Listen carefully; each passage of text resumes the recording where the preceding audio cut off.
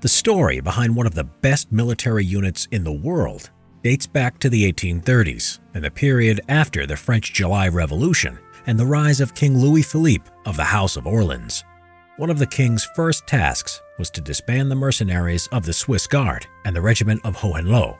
In no time, Paris was crawling with Swiss and German troublemaking ex-soldiers. The beginning of the French campaign in Algeria seemed to be a solution. If these veterans were deployed to northern Africa as reinforcements, they would be far from the capital.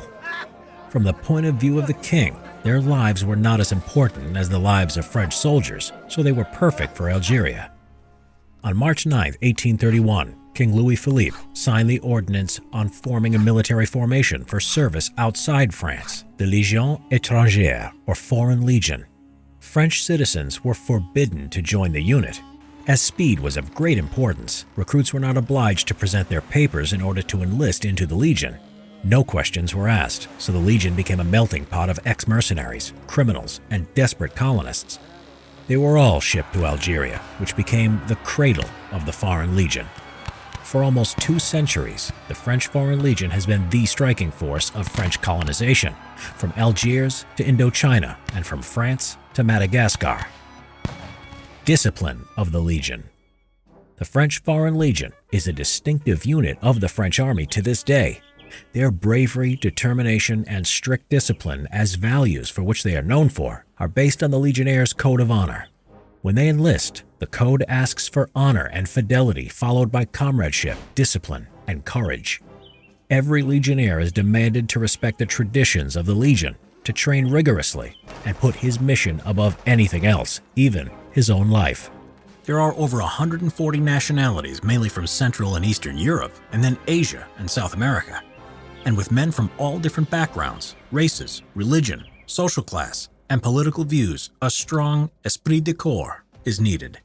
Upon joining, recruits swear allegiance to the Legion rather than to France, something that is unique within the French military. And for a Legionnaire, surrender is not an option. In combat, a Legionnaire has to respect the enemy he has defeated, never leave his arms, and never leave wounded or dead comrades on the battlefield. After 3 years of service, a Legionnaire can get French citizenship, and as part of the Français par le sang glacé, or French by spilled blood. If a Legionnaire is injured in combat, he can immediately apply to become a French citizen. The strict discipline of the Legion became a solid tradition and was a necessity in handling the diversity of enlisted soldiers. During its history, the Legion gathered various types of people from around the world. Those who enlisted to join the Legion were not asked about their past lives, but were given the opportunity to build a new life by serving. In such a manner, the Legion gathered many men with suspicious pasts.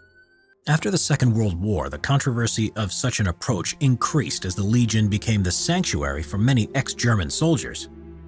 It is said that many Waffen-SS were recruited.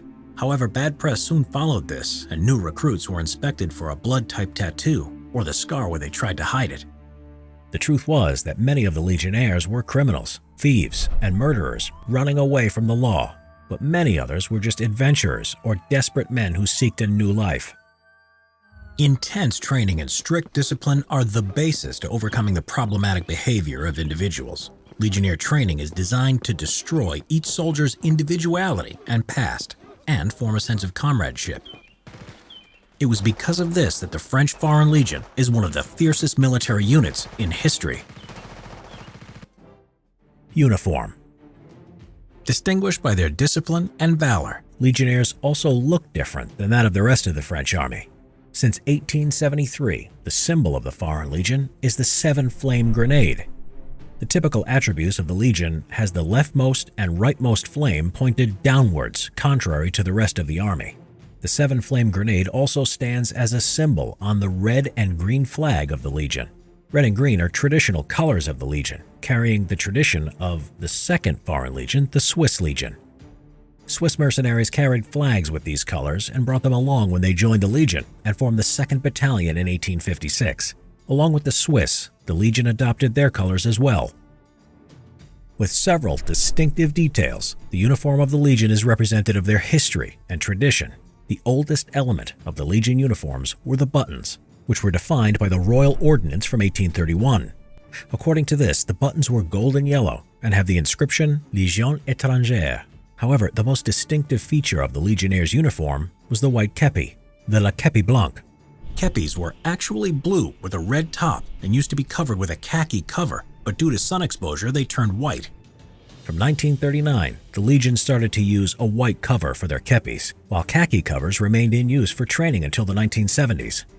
White cover kepis were being worn on guard duty during military ceremonies or as part of the walking out uniform. There are several variants of the Legionnaire kepi. The white kepi with a black strap is the standard one, while the white kepi with a golden strap is reserved for senior corporals and a silver strap for senior corporals of the cavalry. Senior corporals with more than 15 years of service and non-commissioned officers wore black kepis with a golden strap. Kepis are worn both with dress and combat uniforms. Other distinctive features were a blue sash, red and green epaulets, a green necktie, and a green beret. The la ceinture bleue, the blue sash worn by legionnaires around their waist, had a practical role in the past. It was worn under the uniform and served to protect from intestinal diseases and the cold African nights. Eventually, the blue sash became a matter of ceremonial decoration and started to be worn on top of the uniform. In 1882, the Legion obtained a blue sash, which was worn only on parades. The sash is 40 centimeters wide and 4.2 meters long. Epaulets became part of the Legionnaires' uniform in 1868. Exclusively, Legionnaire epaulets are in the traditional colors, consisting of a green field and red fringes. Below the epaulette on the left sleeve stands a diamond-shaped Legion insignia, the 7-flame grenade around which are tree green chevrons. 3 chevrons were used by the French Army of Africa, which the Foreign Legion was a part of. On the uniform, golden chevrons represented the years of service in the Legion. For every 5 years of service, the Legionnaire adds 1 chevron to his emblem. In the French army, only legionnaires have the right to add as many chevrons as they have earned, unlike others who were allowed to have up to 3 chevrons. Since green is the dominant color in Legion symbols, that's also the color of the necktie that is a part of the parade dress. Since the Foreign Legion is an exclusive unit of the French army, they are the only unit of the army that wears green neckties. Another headdress is the green beret. Le béret vert has more modern origins as it first appeared among Legion paratroopers during the Indochina War. In 1959, it became a standard part of the uniform for all Legionnaires. The beret is worn bent to the left, with a 7 Flames grenade badge on the right. Even though green berets are reserved for the Legion, French naval commandos wear it as well, but with the badge on the opposite side. Another recognizable element of the Legionnaire uniform is connected to the sapper unit of the Legion. In addition to the standard uniform, Legion pionniers, or sappers, are obliged to have large beards and wear Model 1848 buffalo leather aprons and polished axes on their shoulders. Finally, one last distinctive feature of the Legionnaires' uniform are black boots with white shoelaces, which are part of the parade dress. Combat history of the Legion. During the many years of the Legion's service to France, there have been many wars and operations in which it has proved its bravery and commitment to its code of honor. Through the 19th and 20th centuries, Legionnaires fought in Africa, Asia, Central America, Europe, and in both world wars. However, it was the Battle of Cameroon during the Mexican campaign from 1863 to 1867 that demonstrated the valor of the Foreign Legion. During the campaign on April 30, 1863, the 3rd Company of the 1st Battalion made a reconnaissance mission from their base at Chiquihuite to the town of Palo Verde. Near the small abandoned village of Cameroon, the company was attacked by the cavalry of Mexican rebels. The Legionnaires retreated to a nearby farm where they fortified their position. Company commander Captain Jean d'Anjou, along with 2 other officers and 62 Legionnaires, refused to surrender to the unit of 600 Mexican cavalrymen.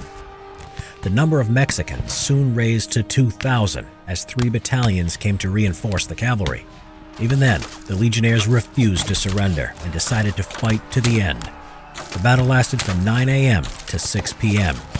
The majority of the company was killed, including Captain d'Anjou. The last 5 Legionnaires fought until they spent their ammunition.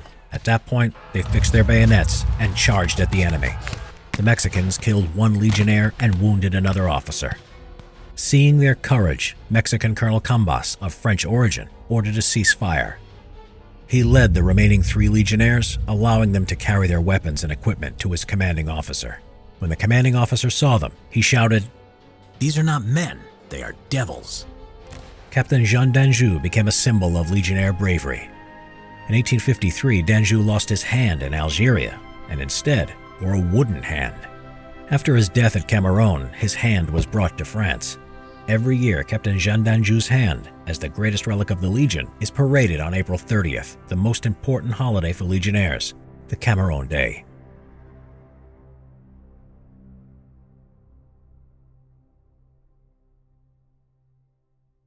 Subscribe and click the notification bell for more history videos.